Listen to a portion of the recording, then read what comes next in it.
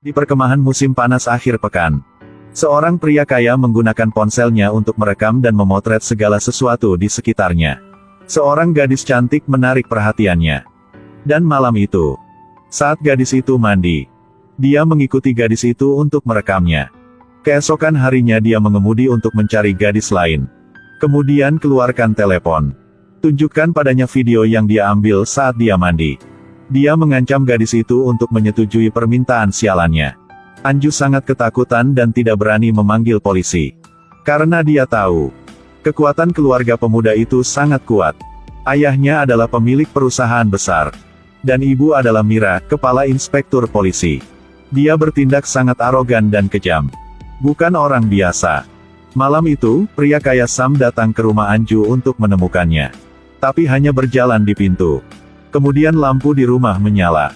Ibu Anjuju. Sam sepertinya sangat marah. Dia mengeluarkan teleponnya dan mengancam ibunya. Melihat video putri, sang ibu segera mencoba merampok. Putrinya juga bergegas untuk membantu. Tapi keduanya bahkan tidak bisa melawan pemuda itu. Dan dilempar ke tanah, sang ibu memohon. Tapi Sam tidak tergerak. Dia juga memiliki niat buruk terhadap ibunya. Anju melihat itu dan mengambil sebatang besi. Akan menghancurkan telepon di tangan Sam. Tapi secara tidak sengaja memukul kepalanya dan dia meninggal di tempat. Ibu dan anak sangat ketakutan. Buru-buru mengubur mayat di kebun depan rumah. Tapi pemandangan ini dilihat oleh gadis kecil yang baru bangun. Keesokan harinya, sang ayah melihat jejak kaki di lantai. Ayah Vijay langsung tahu bahwa ada sesuatu yang salah. Setelah mengetahui inti ceritanya, dia mulai mempertimbangkan dan memutuskan untuk membantu istri dan putrinya membersihkan kekacauan. Meskipun dia hanya menyelesaikan kelas 4. Tapi sejak kecil, Vijay suka menonton film. Terutama film kriminal. Dia telah menonton ribuan serial. Trik dan metode penyelesaian kasus punya inspektur polisi. Dia mengerti semuanya. Untuk melindungi istri dan anak, dia memutuskan untuk mengambil risiko. Pertama Vijay pergi ke TKP. Dia meminta istri dan putrinya untuk membersihkan tempat kejadian. Melihat SIM telepon di lantai, sebuah adegan dengan cepat muncul di kepalanya. Begitulah cara polisi di film akan melacak pelakunya melalui kartu SIM. Vijay menggunakan kertas untuk membungkus kartu SIM. Lalu ambil kunci mobil Sam. Bersiaplah untuk menghancurkan bukti. Tapi itu sial. Saat itulah dia baru saja sampai di mobil. Segera diperhatikan oleh polisi jahat Gaitonde. Gaitonde memiliki dendam terhadap Vijay. Vijay tidak tahu sama sekali. Rencana dia telah diperhatikan oleh orang lain. Dia pergi ke toko HP dan membeli HP baru. Kemudian dengan hati-hati berikan SIM ke yang punya toko untuk memasukkannya. Setelah mendapatkan HP baru, bersihkan semua sidik jari di atasnya. Vijay melemparkannya ke truk. Dan biarkan ia berkeliling dunia. Vijay mengendarai mobil ke tambang yang ditinggalkan lalu mendorong mobil ke danau. Seorang pria lewat. Untung tidak terdeteksi. Setelah pulang, dia tersenyum dan berbicara secara normal dengan istri dan anak-anaknya. Sang istri sangat penasaran. Akan menanyakan tentang situasinya. Kemudian Vijay menyela. Katanya mulai sekarang, mereka pasti sudah melupakan semua tentang Sam. Karena hanya dengan begitu mereka tidak akan mengungkapkan celah apapun. Keesokan harinya, dia membawa seluruh keluarga ke kota untuk mendengarkan khotbah. Padahal kuliahnya sudah berakhir kemarin. Tapi seluruh keluarga tinggal untuk waktu yang lama. Ini semua adalah bagian dari rencana Vijay. Kemudian seluruh keluarga pergi makan. Menginap di hotel. Lalu pergi ke bioskop.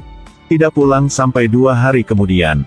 Setelah pulang, Vijay menginstruksikan istri dan putrinya. Mulai sekarang, tidak peduli apa yang kalian beli, simpan juga resinya.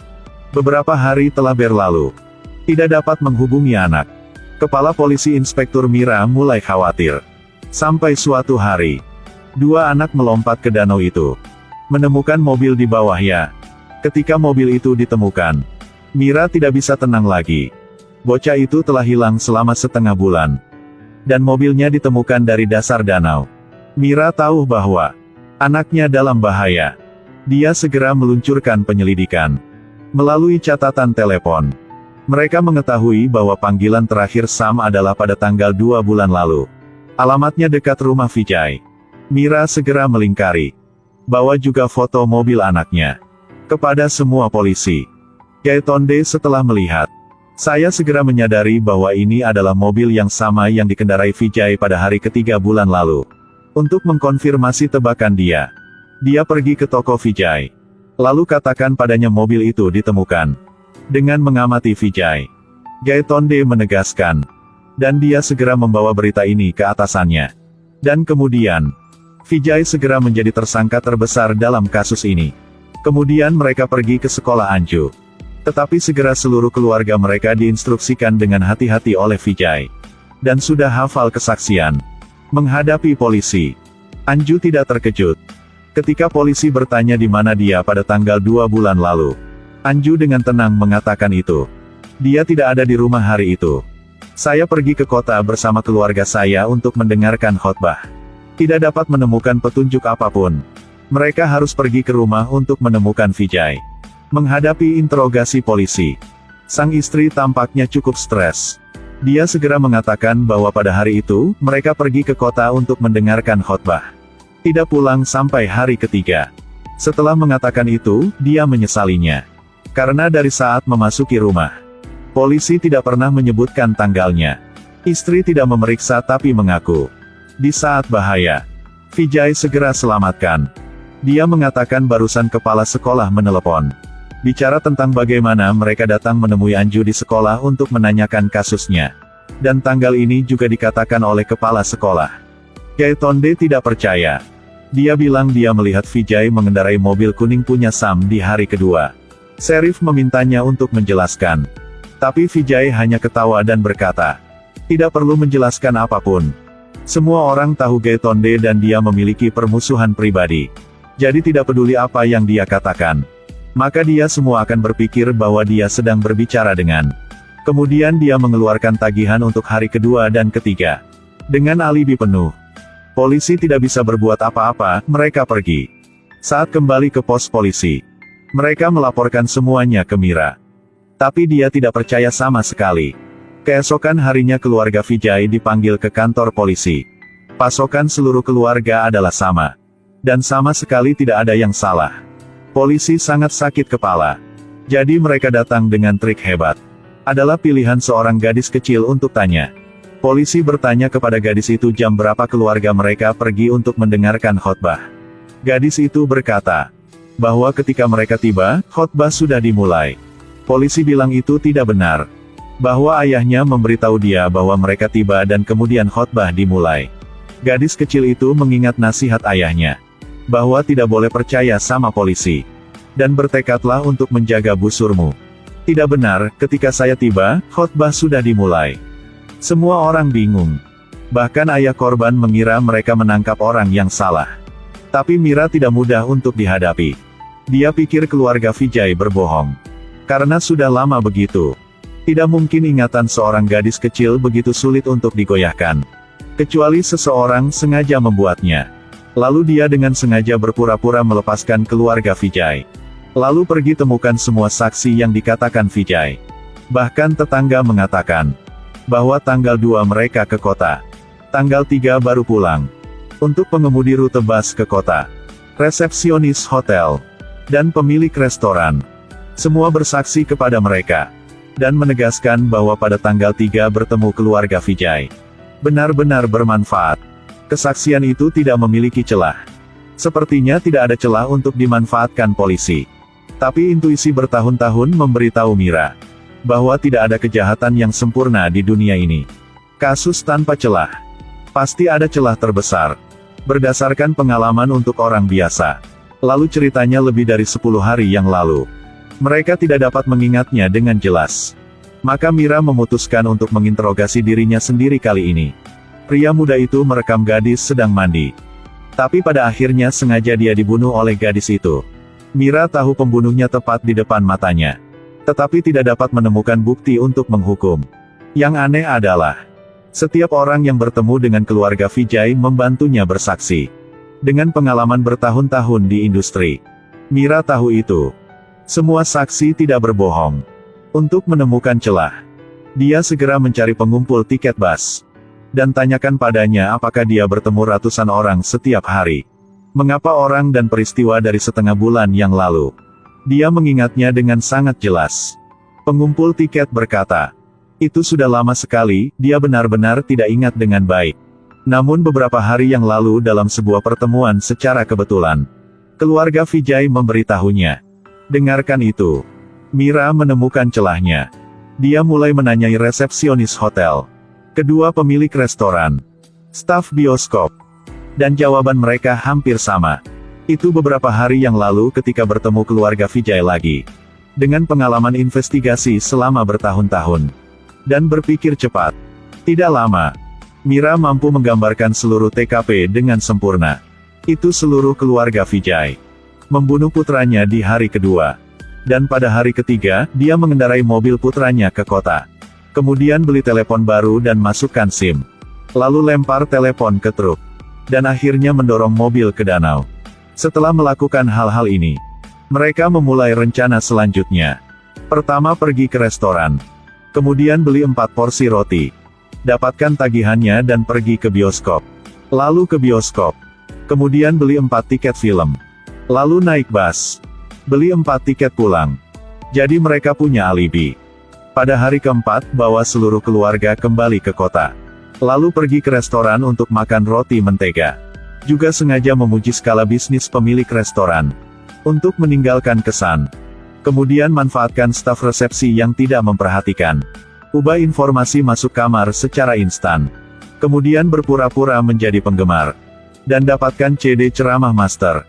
Setelah dibawa pulang, dia meminta seluruh keluarga untuk menghafalnya. Tunggu beberapa hari setelah itu. Membawa seluruh keluarga dan berpura-pura bertemu orang-orang ini lagi. Dan beritahu mereka bahwa mereka baru bertemu di tanggal 2. Kemudian ulangi detail hari itu bersama mereka. Mengambil keuntungan dari ambiguitas memori. Membuat mereka ingat bahwa hari itu adalah tanggal 2 dan 3. Dan lupakan tanggal 4 dan 5. Jadi, semua orang diasumsikan telah bertemu keluarga mereka pada tanggal 2. Kemudian sepenuhnya secara tidak sengaja. Membantu mereka bersaksi. Apakah Anda terkesan belum? Tentu saja itu penghormatan. Apa gunanya mengetahui hal-hal ini? Yang penting tidak ada bukti. Jadi polisi menangkap keluarga Vijay. Kemudian gunakan kekuatan untuk memaksa. Vijay dipukuli di wajahnya oleh Gaitonde. Bahkan istri dan putrinya dipukuli olehnya. Sakit tidak? Tentu sangat menyakitkan. Tapi mereka tidak menyerah sama sekali. Tapi mereka tidak menyerah. Lihatlah darah di kepala ibu. Gadis kecil itu sangat ketakutan. Kesempatan itu langsung dimanfaatkan polisi. Keluarkan semua orang dewasa. Tinggalkan putri kecil sendiri. Dan mereka juga memukul gadis itu. Pada akhirnya, dia tidak tahan. Dan mengungkapkan di mana tubuh dikuburkan. Polisi segera pergi ke rumah Vijay. Dan mulai menggali tubuh Sam. Tidak lama setelah itu, orang-orang dan wartawan mengepung rumah Vijay. Mereka mulai mencium bau busuk. Itu adalah mayat. Dibungkus kain karung. Tunggu sampai habis. Semua orang menoleh untuk melihat. Ini sama sekali bukan tubuh manusia. Itu bangkai binatang. Vijay segera memindahkan tubuh. Dan dia menyembunyikan ini dari keluarganya. Dia mulai meminta bantuan wartawan. Dan katakan telah dipaksa. Gaitonde bergegas untuk menghentikannya. Tapi ditinju oleh orang banyak. Mereka telah ditekan olehnya untuk waktu yang lama.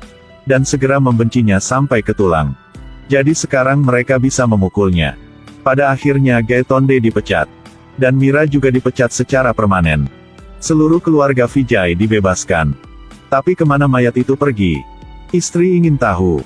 Tapi Vijay tidak mengatakan. Sampai suatu hari Sheriff baru menjabat. Dia segera mengancam Vijay.